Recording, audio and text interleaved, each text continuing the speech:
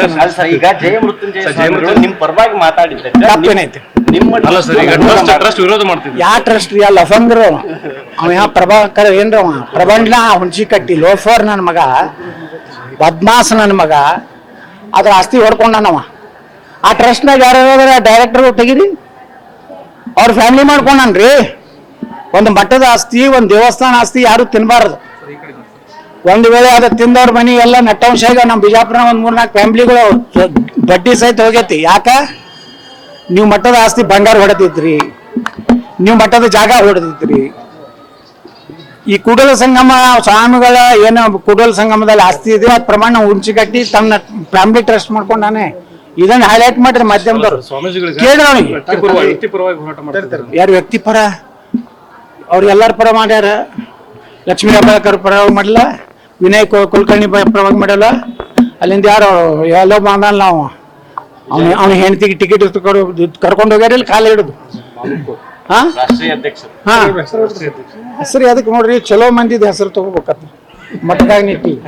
ನೀವು ದುಷ್ಟರ ಹೆಸರು ತಗೋಬೇಕಾದ್ರೆ ಹೊರಗೆ ನಡ್ರಿ ಹೇಳ್ತೀನಿ, ರಾವಣ ದುರ್ಯೋಧನ ಯಾರದ.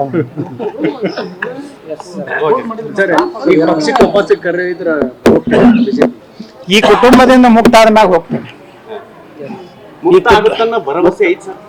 ನೋಡುನಲ್ರಿ, ಯಾಕೆ ಭರವಸೆ ಹೀನರಾಗಬಾರ್ದು. ರಾಜಕಾರಣದಾಗ ದೇವರಾಜ ಅರಸರ ಫ್ಯಾಮಿಲಿ ಎಲ್ಲಿ ಐತ್ರಿ, ಎಸ್ ಎಂ ಕೃಷ್ಣ ಅವ್ರ ಫ್ಯಾಮಿಲಿ ಎಲ್ಲಿ ಐತಿ, JH ಪಟೇಲ್ ಫ್ಯಾಮಿಲಿ ಎಲ್ಲಿ ಐತಿ ನನಗೆ ಹೇಳ್ರಿ. ವೀರೇಂದ್ರ ಪಾಲ್ರಿ ಫ್ಯಾಮಿಲಿ ಎಲ್ಲಿ ಐತಿ, ನಿಜಲಿಂಗಪ್ಪನವ್ರ ಫ್ಯಾಮಿಲಿ ಎಲ್ಲಿ ಐತಿ.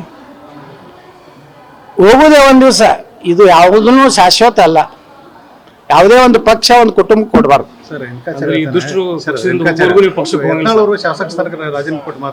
ಮೊದಲು ವಿಜೇಂದ್ರ ರಾಜೀನಾಮೆ ಕೊಡತ್ತೇಳ್ರಿ. ಯಾಕಂದ್ರೆ DK ಶಿವಕುಮಾರ್ ಹೇಳ್ಯಾನ, ನಮ್ಮ ಭಿಕ್ಷೆಯಿಂದ ನೀವು ಹಾಗೆ ಹೇಳ್ಯಾರಿಲ್ಲ, ನೀವು ಮಾಧ್ಯಮದವ್ರು ಹೇಳ್ರಿ ಏನಂತ ಹೇಳ್ಯಾರಿ, ನಮ್ಮ ಭಿಕ್ಷೆಯಿಂದ ನೀ MLA ಆಗ್ಯಪ್ಪ, ವಿಧಾನಸಭಾ ಕಟ್ಟಿ ಹತ್ತಿದ್ದೆ, ನಾವು ಏನಾರ ನಾಗರಾಜಗೌಡ ಕೊಟ್ಟಿದ್ರೆ ನೀನು 30,000 ಲಗ ಹೊಡಿತಿದ್ದೆ ಅಂತ ಹೇಳಿದ. ಮೊದಲು ವಿಜೇಂದ್ರ ರಾಜೀನಾಮೆ ಕೊಡ್ಲಿ, ನಾನು ರಾಜೀನಾಮೆ ಕೊಡ್ತೀನಿ, ಇಬ್ರು ಇಲೆಕ್ಷನ್ ಮಾಡೋಣ. ದಮ್ಬಿದೆಯಾ ವಿಜೇಂದ್ರ? ಇಂಥ ಹಂದಿಗಳಿಂದ ಯಾಕೆ ಮಾತಾಡಿಸ್ತೀವಿ ವಿಜೇಂದ್ರ? ತಾವೊಬ್ಬ ಸ್ವಾಮಿಯಾಗಿ SC ಸರ್ಟಿಫಿಕೇಟ್ ಕೂಡ ನಾಚಿಕೆ ಆಗೋದಿಲ್ಲ ವಿಜೇಂದ್ರ. ನಿನ್ನ ಶಿಕ್ಷಣಿಗೆ ನಿನಗೆ ದಮ್ಮಿದ್ರೆ ನೀನು ನನಗೆ ನೇರವಾಗಿ ಮಾತಾಡ. ನಾನು ರಾಜೀನಾಮೆ ಕೇಳ್ತಿಲ್ಲ, ನೀ ರಾಜೀನಾಮೆ ಕೊಡು. ಶಿಕಾರಿಪುರಕ್ಕೆ ನೀ ಕೊಡು, ವಿಜಾಪುರಕ್ಕೆ ನಾ ಬರೀ ಭಗವ ಜಂಡ ಮ್ಯಾಗ ನಾ ಆರಿಸಿ ಬರ್ತೇನೆ. ಮುಸಲ್ರ ಓಟೇ ಬೇಡ ಅಂತ ಹೇಳಿ ನಾ ಸಾಬರ ಓಟ ನನಗೆ ಬೇಕು. Ready, I am ready. ದಮ್ ಇತ್ತಂದ್ರೆ ಹೇಳ್ತೇಳ್ರಿ ಅವನಿಗೆ.